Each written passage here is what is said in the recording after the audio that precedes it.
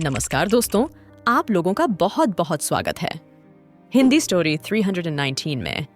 आज हम बहुत ही अद्भुत सी राजा इल की कथा की कहानी आपके सामने लेकर आए हैं। अगर आप पहली बार हमारे चैनल को देख रहे हैं तो हमारे चैनल को सब्सक्राइब कीजिए, लाइक कीजिए और कमेंट में जरूर बताएं किस तरह की कहानी आप सुनना चाहते हैं।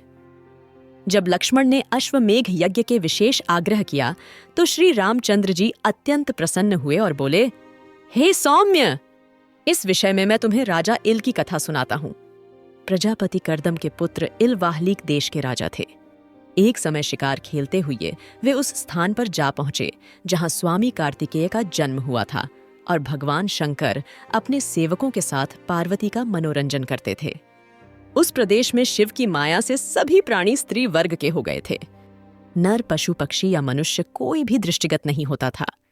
राजा इल ने भी सैनिकों सहित स्वयं को वहां स्त्री रूप में परिणित होते देखा। इससे भयभीत होकर वे शंकर जी के शरणागत हुए और उनसे पुरुषत्व प्रदान करने की प्रार्थना करने लगे। जब भगवान शंकर ने उनकी प्रार्थना स्वीकार नहीं की तो उन्होंने व्याकुल होकर गिड़गिड़ाकर उमा से प्रार्थना की।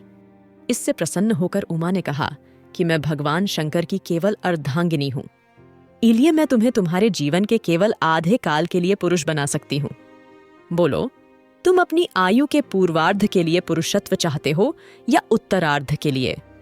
इल कुछ क्षण सोचकर बोले कि देवी, ऐसा कर दीजिए कि मैं एक मास पुरुष और एक मास स्त्री रहा करूं। पार्वती जी ने तथास्तु कहकर उनकी इच्छा पूरी कर दी। इस वरदान के फलस्वरूप इल प्रथम मास में त्रिभुवन सुंदरी नारी बन गए तथा इल से इला कहलाने लगे। इल उक्त क्षेत्र से निकलकर उस सरोवर पर पहुंचे जहां सोमपुत्र बुद्ध तपस्या कर रहे थे। इला पर दृष्टि पड़ते ही बुद्ध उस पर आसक्त हो गए एवं उसके साथ रमण करने लगे। उन्होंने राजा के साथ आए स्त्री रूपी सैनिकों का वृत्तांत जानकर उन्हें किंपुरुषी, किन्नरी होकर पर्वत के किनारे रहने का निर्देश दिया। उन्होंने आग्रह करके इल को 1 वर्ष के लिए वहीं रोक लिया। 1 मास पश्चात इला ने इल के रूप में पुरुषत्व प्राप्त किया। अगले मास वे फिर नारी बन गए। इसी प्रकार यह क्रम चलता रहा और 9वें मास में इला ने पुरुरवा को जन्म दिया। अंत में इल को इस रूप परिवर्तन से मुक्ति दिलाने के लिए बुद्ध ने महात्माओं से विचार विमर्श करके शिव जी को विशेष प्रिय लगने वाला अश्वमेघ यज्ञ कराया। इससे प्रसन्न होकर शिवजी ने राजा इल को स्थायी रूप से पौरुष प्रदान किया। श्री रामचंद्र जी बोले, हे महाबाहु, वास्तव में अश्वमेघ यज्ञ अमित प्रभाव वाला है। आप लोगों का बहुत बहुत धन्यवाद।